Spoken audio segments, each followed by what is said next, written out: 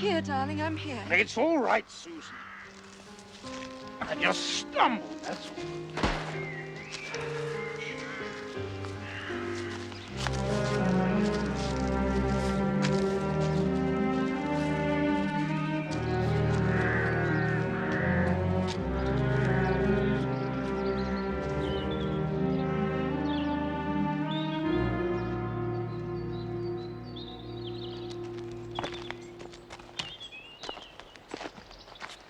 You shouldn't be out here. You know what Dr. Bernard said? So soon after the operation. Yes, I know what Dr. Bernard said. Stay inside. Get plenty of sleep. Well, that may be good advice for a tortoise, Susan, but not for... Oh, damn this infernal ulcer. Darling, you're still weak. It'll mend itself.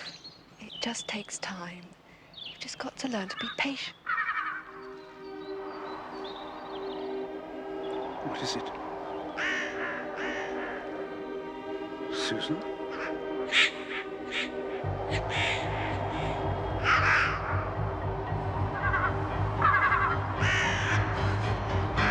It's up there again. That face.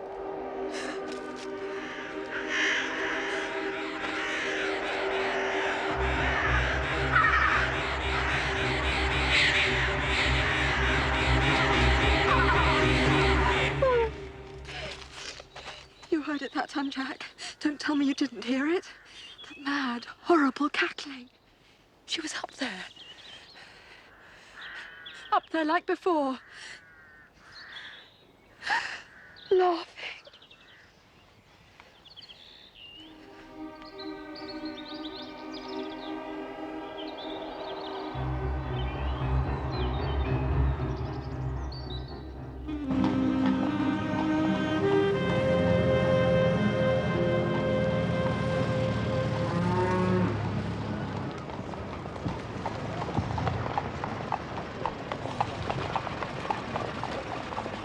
Well, this is it. What was his name again? Norton. Samuel James Norton. Welcome to my hotel. This is the greatest day of my life. Let me take your bags. Thank you, Monsieur Norton. We received your letter this morning, and as you see, we came straight here. I've got two of my best rooms all ready and waiting for you, gentlemen. Thank you, Monsieur Norton. Now, in your letter, you state that the 3 farm workers have been poisoned. The syringe of the doctor has gone missing, and that it is only I, Hercule Poirot, who can solve the mystery. That's right, sir. But there's plenty of time. How about a nice pot of tea first? Oh, that's very kind. You don't do sandwiches at all, do you? Monsieur Norton, in a matter of murder, there is never the time to lose. The facts of this case, if you please. Right you are, sir. It's all here. The first 200 pages, anyway.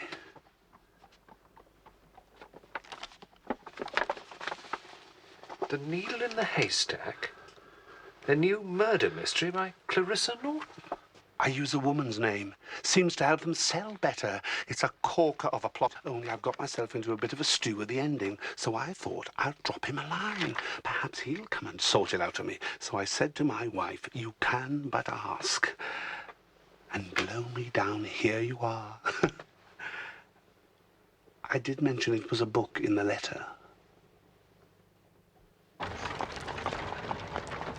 Oh, Hastings. Oh, mon Dieu, sacré alors. 125 miles, Hastings. We come on a wild gooseberry hunt. And now we have missed our last train and we cannot leave until the morning. Sacré! Cheer up, Poirot. Plenty of things to do to while away the... I say, that looks like fun. Come on, Poirot.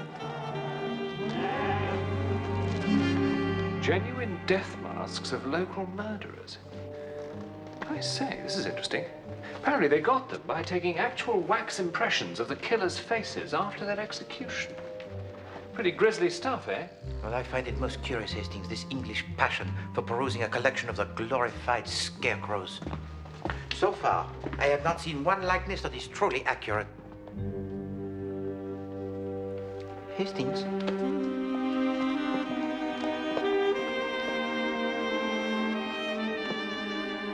Sorry, sir, we're just closing. I'll have to ask you to leave. Are you coming, Hastings? Locking up time, I'm afraid. Yes, but... This way, please, sir.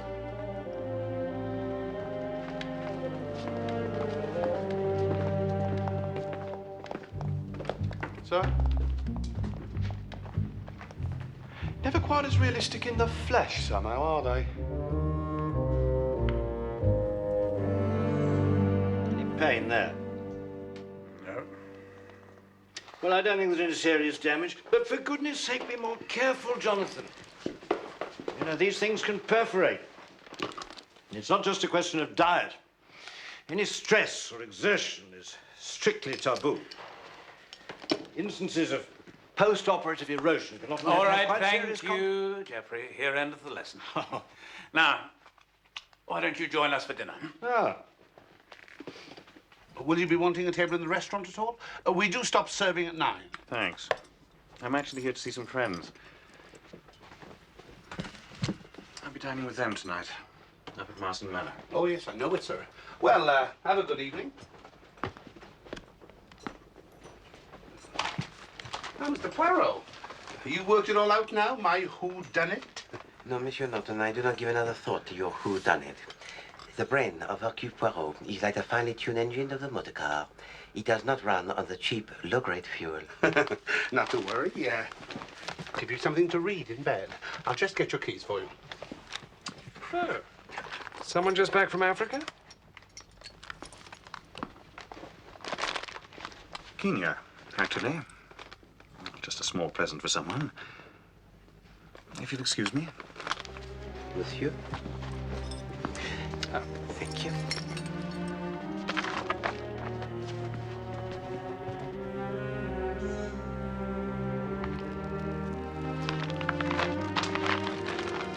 I picked it up in one of the markets. It was rather well done. Something another artist would appreciate. It's actually supposed to be some sort of talisman. You know, evil spirits of the departed, all that hokum.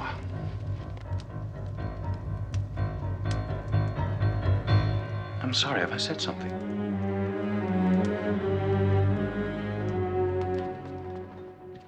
Oh, Andrew, I don't think you've met Geoffrey Bernard, my medic. This is Captain Black, an old family friend just over from East Africa. oh, really?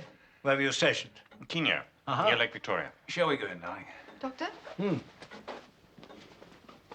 I have a cousin at Nairobi. I've heard quite a bit about the place from her. It's marvelous. Marvelous, Mr. Smith. I'm just slightly tired. Yes, yes. Ah, we're just about to have dinner, Mr. Rawlinson. Won't you join us? Thank you, Mr. Maltravers. The books are still in a bit of a mess, I'm afraid. Well, perhaps you could join us later.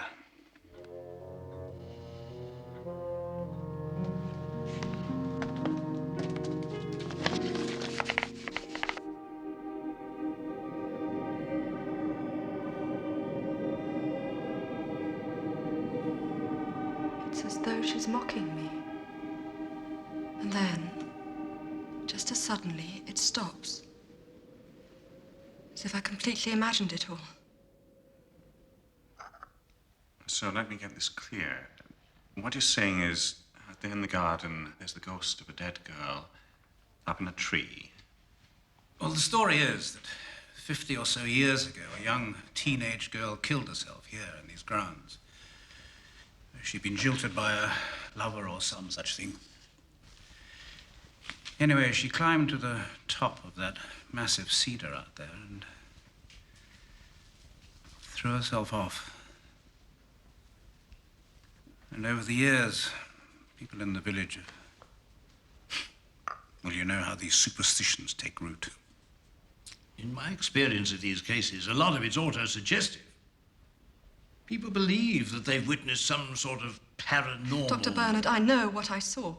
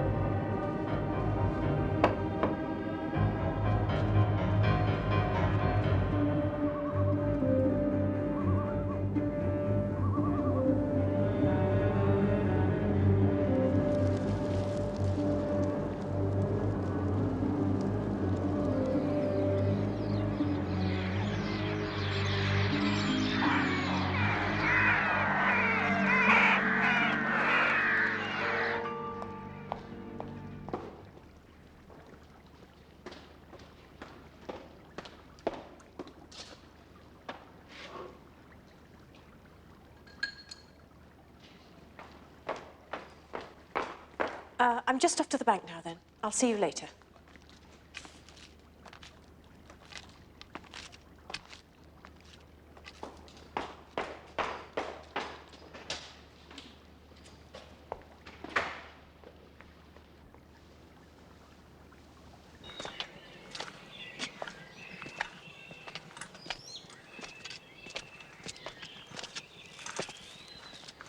Danvers, chilly morning. Morning, sir.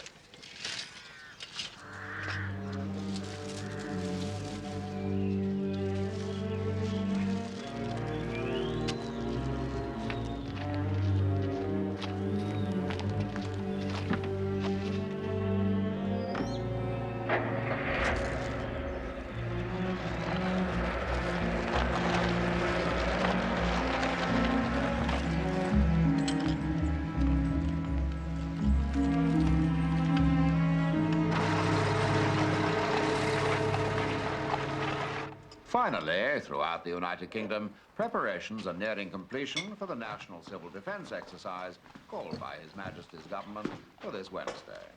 The Prime Minister, Mr. Baldwin, addressing... Poirot. Sleep well? Like the top, Hastings. I am turning and spinning all of the night. And then, at 3 o'clock in the morning, hélas, the ultimate desperation. Ah, Monsieur Norton, this really is incroyable. There is such a tangle of the confused threads, I admit surrender. Everyone has the alibi that is unbreakable. Who could possibly have committed the murders? I know, that's what stumped me. I seem to have backed myself into a corner this time and I can't get out. Oh, not to worry. Was the accommodation all right? No, Monsieur Norton. The accommodation was all wrong. Oh. The duck feather pillows. It feels as if the ducks are still in them. Looks as if Captain Black didn't enjoy his stay much either. Come on. Booked in for a full week last night, paid up in advance, and now this morning he's gone. Perhaps he was frightened away by ghosts. Now then, breakfast. How about a nice kipper? They're fresh today. My tisane. 2 slices of bread, toasted on one side only, if you please. Ghosts, did you say? Oh, yes, haunted house, Marsdon Manor, where he went last night. They say it's full of them. You have seen them yourself? Well, no, not personally, I haven't, of course.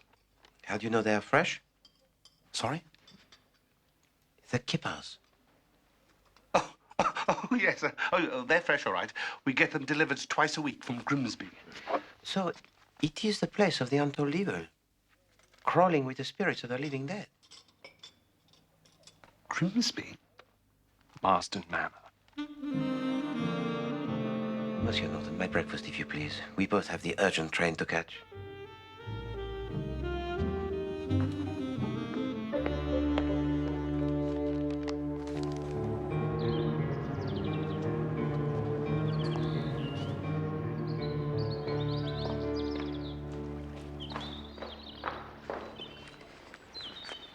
Is Mr. Maltravers still outside? I need to have a word with him. I suppose he must be. Is it 11 already? He's usually come in for his pills by now. Madam! It's Mr. Maltravers! I think you better come, quick!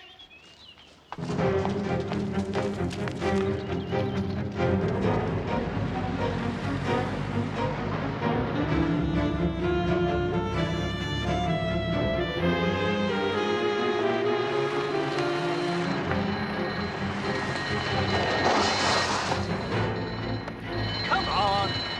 Move along, come on! What is it now? Emergency! Shift yourself! Allez, allez! Don't you come that matey. You just move back. Don? Isn't that Herr called Poirot? Right on our doorstep. Nothing's been touched, sir. That's just how I found him. Thank you. The doctor warned us all it could happen. That wretched ulcer could rupture, cause internal bleeding. He must have choked on the blood. If only he'd listened, taken a little advice. Fate can be so cruel at times.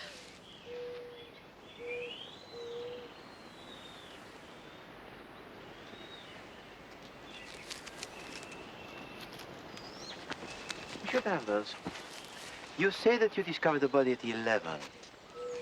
But before this, when was the last time that you saw him alive, your employer? About 9:30. He just plonked himself on the old stone seat by the edge. He often went there for a little snooze after breakfast. The stone seat?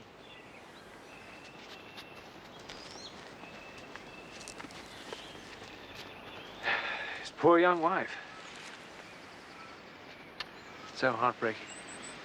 They hadn't even been married 2 years. Excuse me, officer. Met at one of them society parties up in London. Real whirlwind romance. If ever two people were in love. And the other lady? Miss Rawlinson? Oh, she goes back a lot longer. She'd been a secretary, must have been 20 years. Well, secretary. She practically ran his affairs for him. He wasn't the most organised of gentlemen. Terrible sight, though. Something about that look in his eyes. Almost as if he'd seen a ghost. Yes.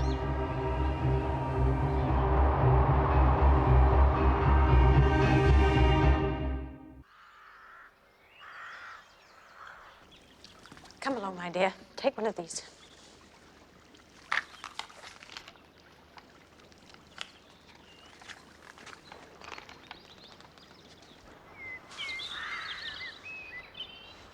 Eh bien, regardons, regardons. Où est-il? Ah, voilà. What have you found? What I was looking for. I don't see anything. Look at that. Un moment, un moment. Qu'est-ce que c'est? Ah, there are more.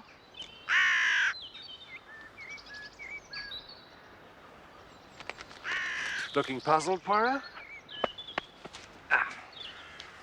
Can't see your problem. Poor chap had a stomach condition. You heard what the ambulance man said. Internal hemorrhage.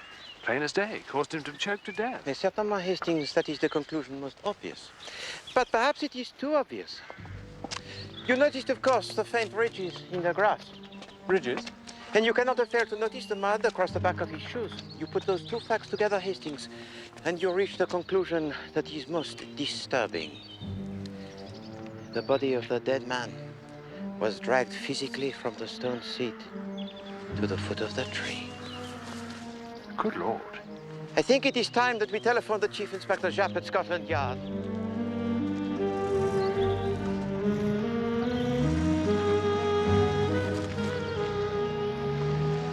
You're in the south of France.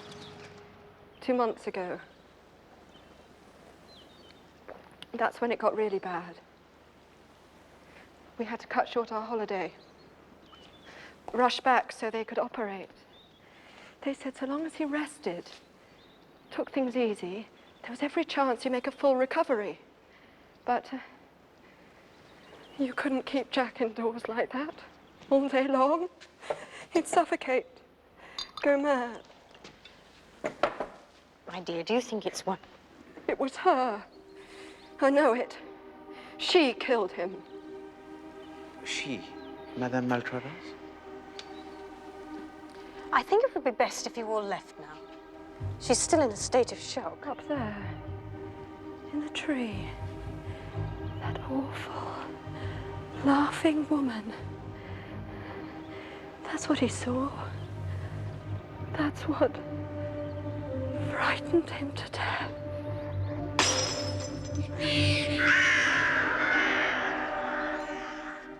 Life insurance policy, Poirot.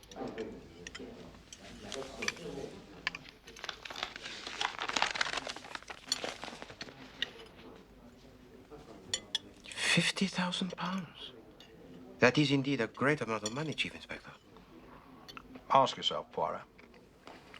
Man insures his life for a hefty sum like this. His health takes a sudden turn for the worse. He becomes a burden on his poor young wife. He might decide life's not worth living anymore. He's more used to her dead than alive. Suicide? Insurance fraud. It's certainly worth considering. Well, the boys from the insurance company have been doing their homework. And it seems that our Mr. Maltravers's business affairs have been going through rather a sticky patch of late. As things stood when he died, he was on the verge of bankruptcy. No, merci. Now, that would give him a pretty powerful motive to engineer his own death, pay off his debts, and make sure Mrs. Maltravers was left well provided for. Tell me, Chief Inspector Jack, how is Monsieur Maltravers supposed to have taken his life when there are no signs of the violence, no injuries of any kind on the outside, and there is no poison that can fill the mouth of a man with the blood? Well, presumably the post-mortem will tell us if it was the ulcer. Yes, that'll take a couple of days yet. We've got to get a pathologist over from Norwich. And of course, we mustn't forget Captain Black. Now, he left in a bit of a hurry. I hope you've got your lads on the lookout for him, Chief Inspector. Yes, we circulated a full description of all the major seaports. Although, of course, it's not really the... You seem to know a lot about all this, sir. Crime and detection, Chief Inspector, are a special hobby of mine, as Mr. Poirot here will tell you. Now, I've drawn up a little list of the principal suspects, which I think you'll find very useful. Thank you. Monsieur Norton, perhaps you would oblige us with a little more of your most illustrious applesauce? Certainly. Thank you.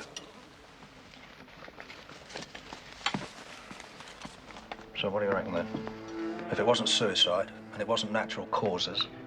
Surely you don't believe all this hogwash about ghosts and haunted trees? I believe, mon ami, that there is at work here some great evil. In what shape or form, we shall soon discover.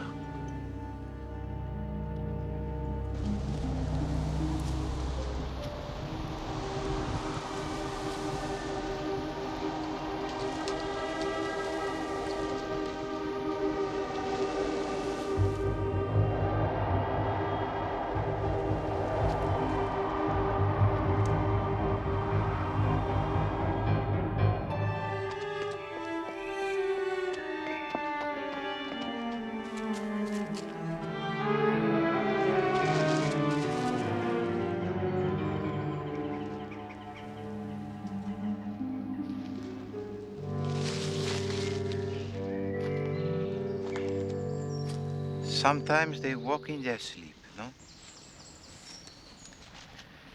And like the misdeeds of the past, they return to haunt us. You think I'm mad? Out of my mind? What I said before. No, Madame Maltravers. Like you, I also believe that there was in the garden something that struck the terror into the heart of your poor husband. It wasn't only the garden, Mr. Poirot. There was something else. A couple of weeks ago, we were just getting ready to go to bed.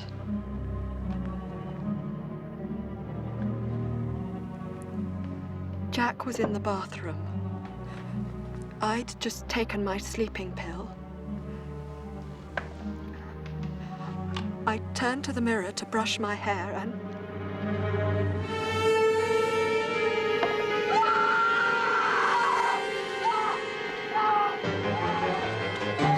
It was her blood. I know it was her blood. Tell me, madame, when your husband went for his walk in the garden, you observed him from the window?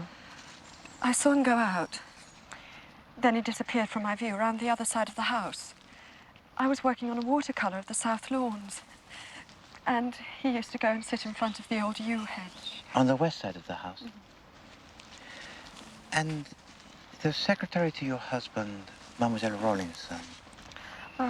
She went to the bank at about 9:30 and returned at 11. I just finished my painting. I think I was just washing the brushes through when she came back in and asked to see Jack. That's when Danvers came running across the lawn. I'm sorry, Mr. Poirot. I'm sorry.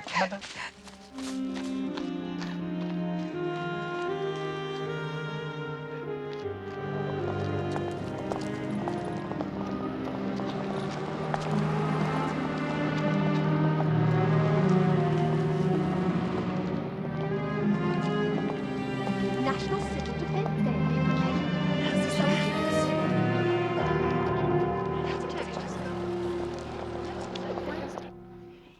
Is it an emergency? The doctor does have rather a lot of house calls later this morning. S'il vous plaît, madame, say to him it is Hercule Poirot. Thank you, doctor. I think that he will see me. Goodbye.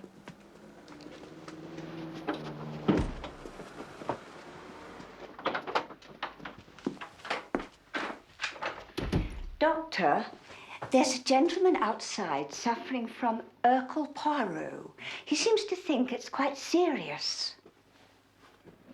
Oh, yes, thank you, Margaret. Show him through.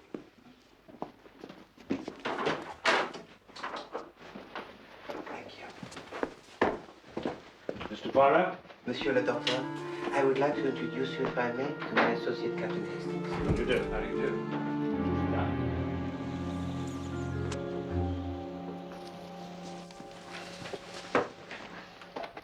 For the children. Help yourself. Thank you.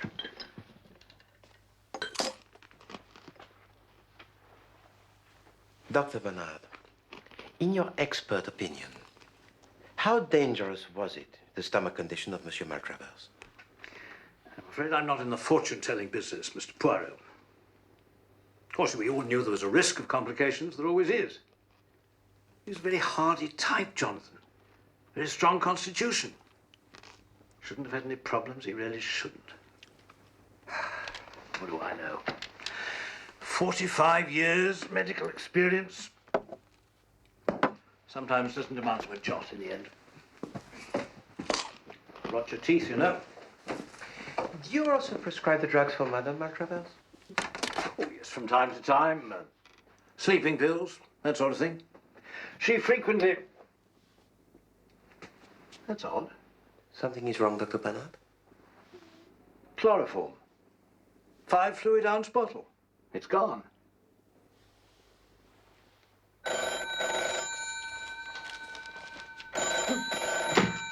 Hello, Marsdon. Oh, Mr. Poirot. No, I'm afraid she isn't. She went into town to the civil defence meeting at the parish hall. About an hour ago. The civil defense meeting. Come, Hastings. The time may be of the essence.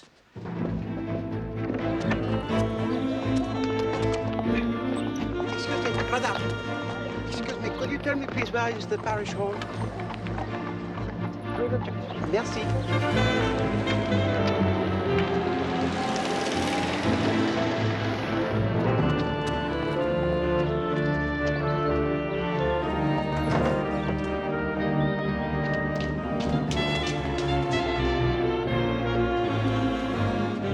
Vite, mon ami.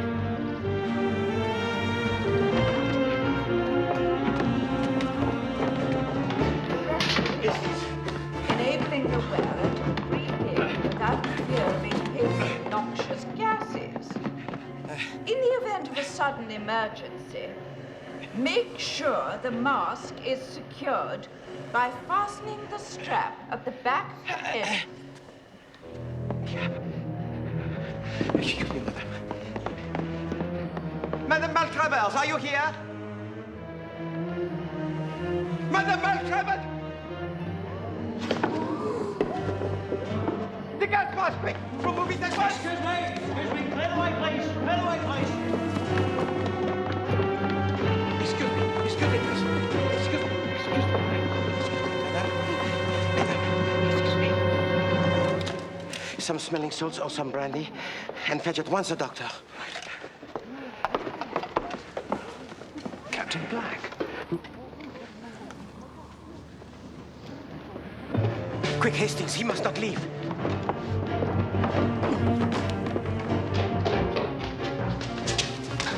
In a bit of a rush, aren't we, sir?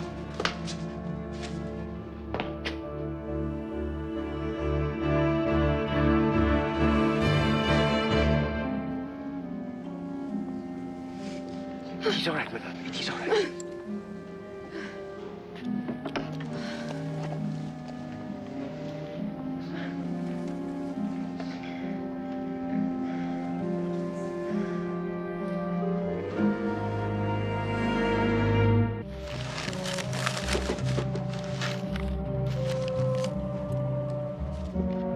Sir.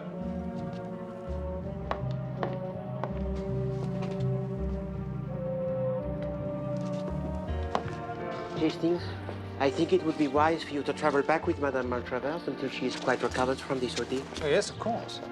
Madame. Thank you. See you back at the hotel.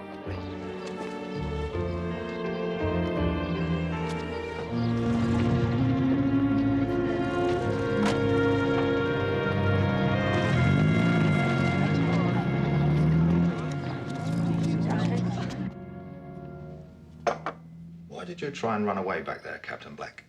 I wasn't running away. I was running downstairs to see if I could help. I didn't fill this blasted thing with poison. My God. I wouldn't harm so much as a hair of her head. I've done nothing wrong. Well, in that case, perhaps you'd like to tell us why you vanished like a ghost on the morning of Mr. Maltravers's death, where you've been for the last 24 hours, and how you came to turn up again here today as an attempt's being made on his poor young widow's life.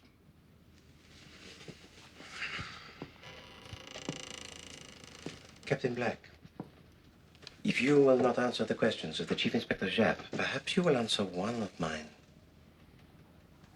How long have you been in love with Madame Maltravers? This is preposterous. No, come, monsieur. The truth, if you please. How could I stay here? How could I stay when every second was agony for me? Seeing the two of them like that, I thought I'd managed to get over it. And then when I saw her again, I knew it was no good. I was just so ashamed of my feelings. I got the train back to Tilbury next morning, planning to return to East Africa and put it all behind me. Then when I read of his death in the newspaper, naturally, I had to come back and... Yes, of course. The newspaper. Tell me, Captain Black, the night you arrived at the hotel, you had with you a parcel, is that not so? Wrapped in the newspaper. Yes, it was an African carving, a kind of talisman that I picked up while traveling in Kenya. Yes, and you said, as I now recall, it was a present for someone? For Susan. That's right. I'm afraid it might have unnerved her, rather. She's slightly superstitious about that kind of thing. Is this relevant, Poirot? Relevant, Chief Inspector? Yes. For we have now found the key to the death of Monsieur Jonathan Maltravers. The colours really are delightful, I must say. You really have a special talent, Mrs. Maltravers. Thank you. Look, are you sure you're all right now? It's been such a ghastly ordeal.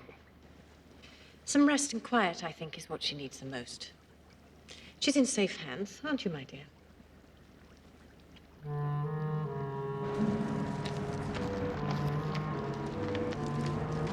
Captain Hastings! I'd like you to have this for all your help today. I say, that's awfully kind of you. Are you sure? I can't stand another night of it. On my own in the house with her. Miss Rawlinson, I don't understand. There was something between them. Once upon a time, years before I met him. Of course, it was all over as far as Jack was concerned, but I don't know. With all this, I just don't know anymore. All of a sudden, she scares me. I see. Come back and have dinner with us tonight, please. You and Mr. Poirot. I just feel safer.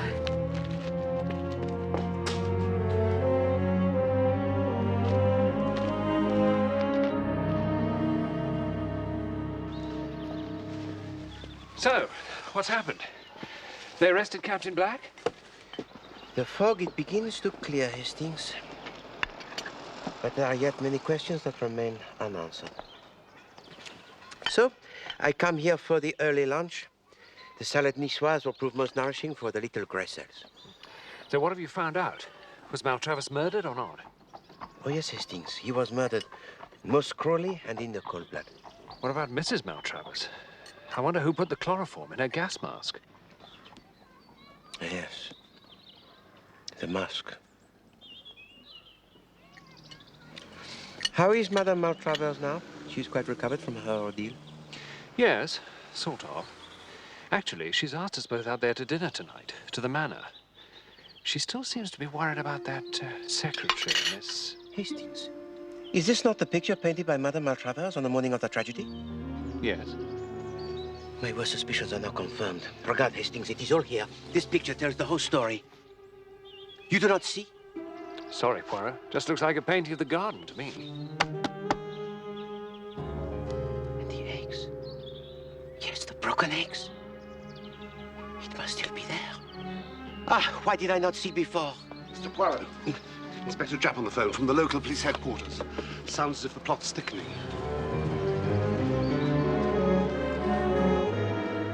Ah, Poirot. Thought you might be interested to hear the rather startling results of that post-mortem. According to this, what actually killed Jonathan Maltravers was... How the devil did you know that? We have not the moment to waste, Chief Inspector. Tell me, do you still have stationed at the Manor House the constable outside in the garden? Bon. Then listen to me carefully. You must give to him the following instructions.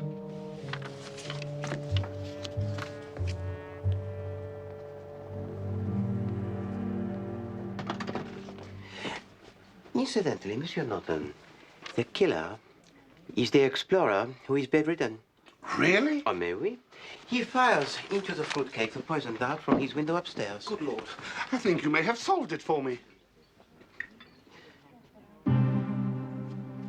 And you, my friend, can repay with a small service for me.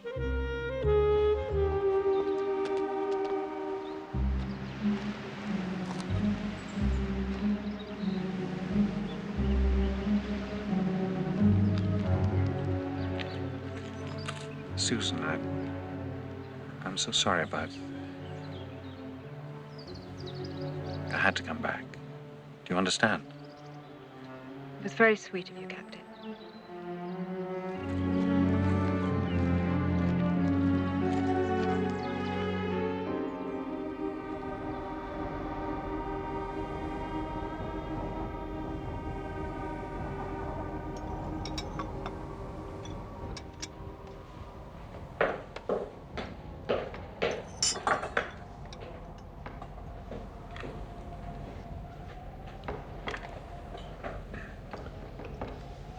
Seems to be blowing up a bit of a gale out there.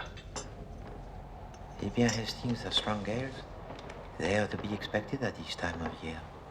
Strong enough to waken the dead.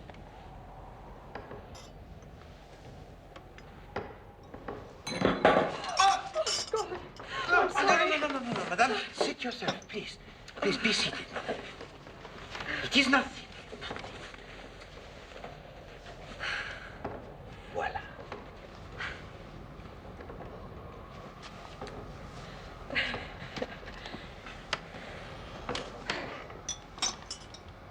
Oh, my God. My God, what's happening? It is the wind, madame. Nothing more. No. No, those doors were locked. I locked them both before dinner. I distinctly remember.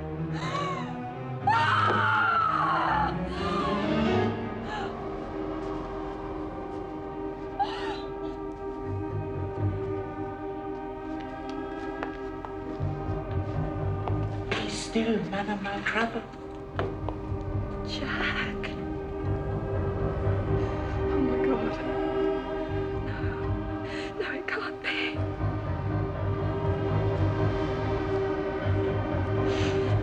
Madame, your hand, it is bleeding. No. No, Mr. Poirot. Jack's blood. My husband's blood is on my hands. Because I killed him.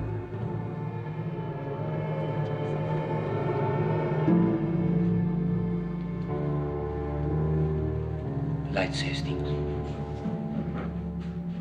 Lights? Chief Inspector? You have had enough, Chief Inspector Japp. I'm afraid it's all over, Mrs. Maltravers. Right? You performed your part most splendidly. Monsieur Norton. I'll be able to tell my grandchildren I helped Mr. Hercule Poirot solve one of his most baffling cases.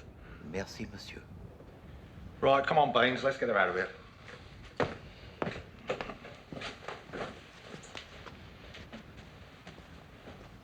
Susan,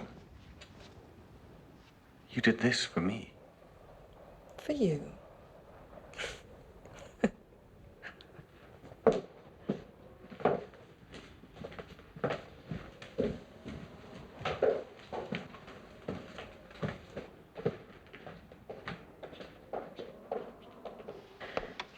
But I don't understand.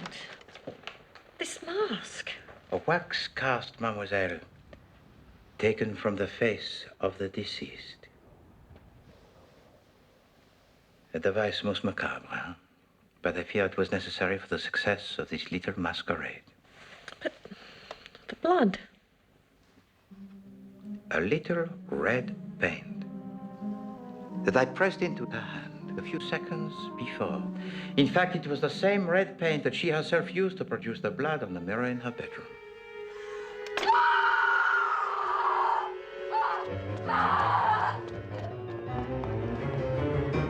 She? Oh, yes. Just as she invented the face in the cedar tree. Of course, there was no face. There was no laughter. The wind paints the pictures in the leaves, and the screechings of the rook plays the tricks upon the ears. The seeds of fear, once they are sown, begin to grow in the imagination.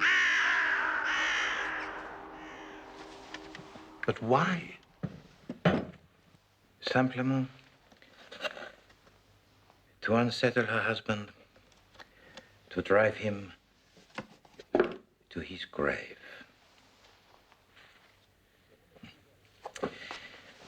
Remember, mademoiselle, that his condition, it is still weak after the operation, yes? And she knows that any sudden upset or shock could be most disastrous to his health. Hello, voilà. The insurance, it is paid out, and she has got rid of the husband she had married only for his money. Unfortunately, Mr. Maltravers turned out to be rather stronger than she'd bargained for, which was why she decided on more drastic measures. Ah, yes. The little rook rifle. Jack? Mademoiselle Rawlinson, you are at the bank. Monsieur Danvers at work in another part of the garden. And so she took her chance. The rook rifle with its tiny bullets was the murder weapon. Parfait.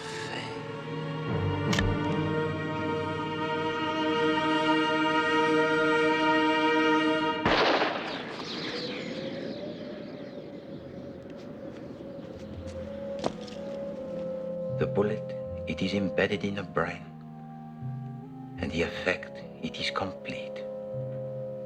The internal hemorrhage that is fatal. For the moment, she conceals the weapon in the hedge, and in so doing, she disturbs the nest and the eggs of the blackbird.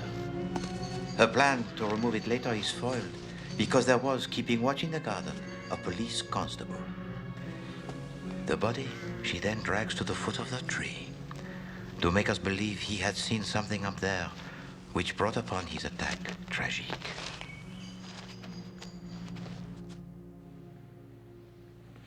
Ah, yes. With the arrival of Hercule Poirot, she starts to panic because she knows that I suspect the murder.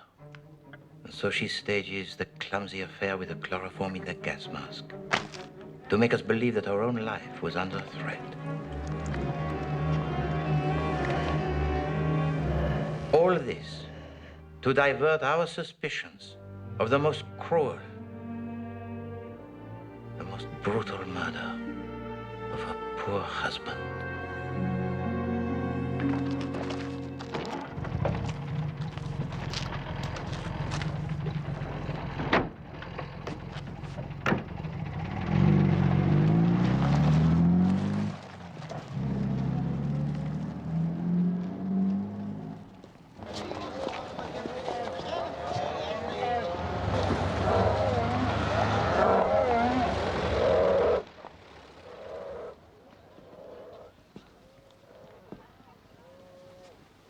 sweet-looking girl like that. Who'd have thought she could come up with such a grisly idea? But Chief Inspector, the idea did not come from her. It came from her admirer of the most ardent, Captain Black. You don't mean they were both in on the whole thing? Oh, no, Hastings. The newspaper. Someone just back from Africa? That was wrapped around the present of Captain Black. On the front page, there was a story about a farmer in East Africa who had killed himself in exactly the same manner, with a rook rifle in the mouth. You did not observe the headline? But Hercule Poirot, he sees everything and he forgets nothing. What about the picture? The shadows, Hastings. They were all cast from the right to the left. You do not see. Sorry, Poirot. Madame! I think you better come quick! Now, if she had truly painted that picture in the morning, before midday, as she had claimed, they would have all been cast from the left to the right. Ah, so she'd already painted that picture beforehand to give herself an alibi. C'est ça? Well, I suppose we'd better be leaving. Catch our train. Oh, no, Chief Inspector. It is still early. And the exhibits here are quite remarkable, n'est-ce pas? To be immortalized in such a fashion unique. Ah, quel honneur. Oh, I wonder what is around here. Oh, very impressive. Quite incredible. It's a masterpiece. True work of art. That's his curly hair to a T. Even got the little dimples on his cheeks, look. A real piece of craftsmanship, wouldn't you say?